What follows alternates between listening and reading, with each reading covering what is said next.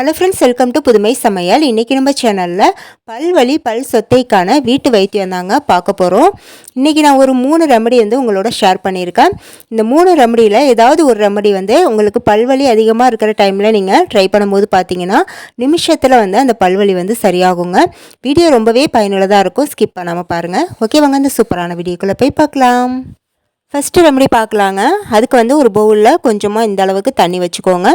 இது கூட நம்ம சேர்க்க போகிற அந்த முக்கியமான ஒரு பொருள் என்னென்னு பார்த்தீங்கன்னா இதுதாங்க, கொய்யா இலைங்க. இந்த கொய்யா இலையில் ஒரு 4லேருந்து 5 இலைகள் எடுத்துக்கலாம். கொஞ்சம் கொழுந்து இலைகளாக எடுத்துக்கோங்க.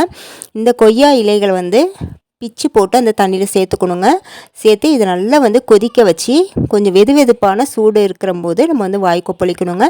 இந்த மாதிரி நம்ம தினமும் வாய் கொப்பளிச்சிக்கிட்டே வரும்போது பார்த்திங்கன்னா நம்ம வாயில் உள்ள பாக்டீரியா எல்லாமே க்ளீன் ஆயிருங்க. அதே சமயம் பார்த்தீங்கன்னா பல் வலியும் நமக்கு அந்த நிமிஷத்துலேயே சரியாகிறத நீங்களே பார்ப்பீங்க. ஏன்னா இந்த கொய்யா இலையில் பாக்டீரியாவை அழிக்கக்கூடிய தன்மை இருக்குங்க.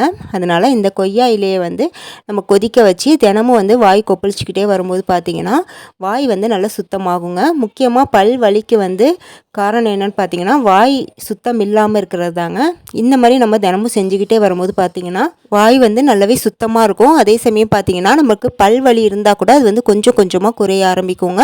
நமக்கு இதை ஒரு டைம் செய்யும் போதே நல்ல ஒரு ரிசல்ட் கிடைக்கும்.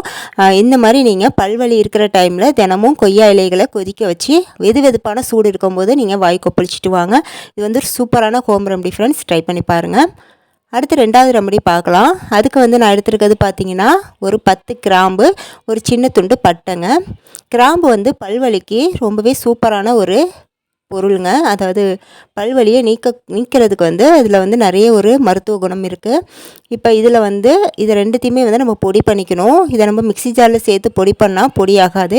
அதனால் இந்த மாதிரி ஒரு உரல் எடுத்துக்கோங்க. இஞ்சி பூண்டு இடிக்கிறதுக்கு வச்சுருப்போம்ல, இந்த மாதிரி உரல் எடுத்துக்கோங்க. இதில் நம்ம இதை போட்டு நல்லா நுணுக்கி எடுத்துக்கலாங்க. இதில் போட்டு நம்ம பொடி பண்ணும்போது ஈஸியாக பவுடர் ஆகி கிடச்சிருங்க. இந்த மாதிரி கொஞ்சம் நல்லா நைஸாக உங்களால் எந்த அளவுக்கு பொடி பண்ண முடியுமோ அந்த அளவுக்கு நல்லா நைஸாக பொடி பண்ணிக்கோங்க. இப்போ இந்த அளவுக்கு பொடி பண்ணோன்னே இது ஒரு பவுலில் மாற்றிக்கலாங்க. இதை நீங்கள் கொஞ்சம் நிறைய குவான்டிட்டியில் கூட செஞ்சு ஸ்டோர் பண்ணி வச்சுக்கலாம். இல்லைனா அப்பப்போ கூட நம்ம செஞ்சு யூஸ் பண்ணிக்கலாம். இப்போ இந்த அளவுக்கு நல்லா பொடியானதுக்கப்புறம் இதில் கொஞ்சமாக தேங்காய் எண்ணெய் சேர்த்துக்கணுங்க. நல்லா சுத்தமான தேங்காய் எண்ணெய் சேர்த்துக்கோங்க. சேர்த்து நல்லா மிக்ஸ் பண்ணிவிட்டு இதை நம்ம பல் வலிக்கும்போது அந்த பல் வலி எங்கே இருக்கோ அந்த பல்லில் இந்த பேஸ்ட்டு மாதிரி நம்ம குழச்சிட்டு இதை நம்ம எடுத்து பல்லில் வச்சிடணுங்க. பல்வலி இருக்கிற இடத்துல அந்த பல்லில் நம்ம வச்சிட்டோம்னா வச்சுட்டு ஒரு 10லேருந்து 15 நிமிஷம் அப்படியே விட்டுருங்க. அதுக்கப்புறம் நம்ம 15 நிமிஷத்துக்கு கழிச்சதுக்கப்புறம் வெதுவெதுப்பான தண்ணியில் வாய் கொப்பளிச்சிக்கலாம்.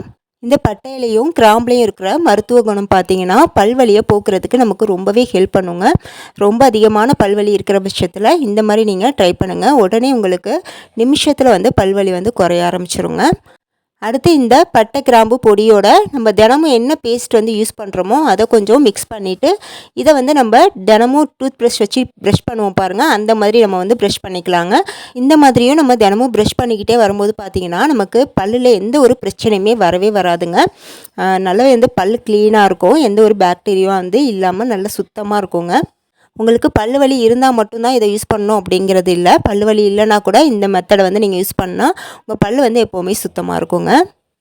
அடுத்து 3வது ரெமடி பார்க்கலாங்க. இது எல்லாருக்குமே தெரிஞ்ச ஒரு குறிப்பாக தான் இருக்கும்னு நினைக்கிறேன். கொஞ்சம் நல்லா வெதுவெதுப்பான தண்ணி எடுத்துக்கோங்க. இப்போ இதில் கல்லுப்பு இருந்தால் ஒரு டீஸ்பூன் அளவுக்கு சேர்த்துக்கோங்க. என்கிட்ட இப்போதைக்கு கல்லுப்பு இல்லை அப்படிங்கிறதுனால நான் சால்ட் உப்பு சேர்த்துக்கிறேன். இப்போ இந்த தண்ணியை நம்ம தினமும் வாய் கொப்பளிச்சிக்கிட்டே வரணுங்க. பல் வலி இருக்கிற டைமில் ஒரு நாளைக்கு 3லேருந்து 4 தடவை கூட இந்த மாதிரி நம்ம வாய் கொப்பளிச்சிக்கலாம். இந்த மாதிரி கொப்பளிக்கும் போது பார்த்திங்கன்னா நமக்கு உடனே அந்த பற்களில் உள்ள கிருமிகள்லாம் போய் பல்வலி குறைய ஆரம்பிக்குங்க. நமக்கு பல் வலி இல்லைனா கூட நம்ம தினமும் இந்த உப்பு தண்ணியில் வாய் கொப்பளிக்கும் போது வாய் எப்போவுமே சுத்தமாக இருக்குங்க, எந்த ஒரு கிருமிகளும் இல்லாமல். முக்கியமாக நம்ம ஏதாவது இனிப்பு சாப்பிட்டோம் அப்படின்னா உடனே நம்ம வாய் நல்லா கொப்பளிச்சிடணுங்க. அப்படி கொப்பளிக்காமல் விட்டோம்னா அந்த இனிப்புகள் பற்களில் தங்கி அது அப்படியே நமக்கு பல் சொத்தை ஆகிறதுக்கு நிறைய வாய்ப்புகள் இருக்குது. பல் சொத்தை அந்த மாதிரி தாங்க வருது. ஃபஸ்ட்டு எல்லோ கலரில் பல் வர ஆரம்பிக்கும். அதுக்கப்புறம் அதில் ஒரு குழி மாதிரி விழுந்து அதில் தாங்க நமக்கு பற்கள் சொத்தையாகிறோம். அதனால் எப்போவுமே இனிப்பு சாப்பிட்ட பிறகும் நம்ம வந்து வாயை நல்லா கொப்பளிச்சிடணும். அதே போல் தினமும் வந்து 2 தடவை காலையிலையும் நைட்லேயும் வந்து நல்லா ப்ரஷ் பண்ணிக்கணுங்க. இந்த மாதிரி பண்ணும்போது பார்த்திங்கன்னா வாய் வந்து எப்போவுமே சுத்தமாக இருக்கிற பட்சத்தில் நமக்கு பற்களில் வந்து எந்த ஒரு வலியும் சொத்தையும் வந்து வராமல் இருக்குங்க. இன்றைக்கி நான் சொன்ன ரெமடி எல்லாமே பார்த்திங்கன்னா தற்காலிகமாக நம்ம பல்வலியை வந்து உடனே ஸ்டாப் பண்ணுற ரெமடி தாங்க. நிரந்தரமாக வந்து அது வந்து ஸ்டாப் ஆகாது. உங்களுக்கு வந்து பல்வலி வராமல் இருக்கிறதுக்கு நீங்கள் பற்களை எப்போவுமே சுத்தமாக வச்சுக்கணும். பல்வலி வந்துருச்சு ரொம்ப அதிகமாக இருக்குது அப்படிங்கிற பட்சத்தில் நீங்கள் வந்து டாக்டரை தாங்க கன்சல்டிங் பண்ணணும். உங்களுக்கு அப்போதைக்கு அதாவது இன்ஸ்டண்ட்டாக நமக்கு வலி குறையணும் அப்படிங்கிற பட்சத்தில் நீங்கள் இந்த 3 ரெமடியில் எது வேணாலும் ட்ரை பண்ணலாம். மற்றபடி உங்களுக்கு வலி அதிகமாக இருக்குது அப்படிங்கிற பட்சத்தில் கண்டிப்பாக நீங்கள் டாக்டரை போய் பாருங்கள். வீடியோ பிடிச்சிருந்தா மறக்காம ஒரு லைக் கொடுத்துருங்க. இது போல் நிறைய வீடியோஸ் பார்க்க நம்ம சேனலை சப்ஸ்கிரைப் பண்ணி வச்சுக்கோங்க. நெக்ஸ்ட் சூப்பரான வீடியோவில் வந்து மீட் பண்ணுறேன். தேங்க்ஸ் ஃபார் வாட்சிங்.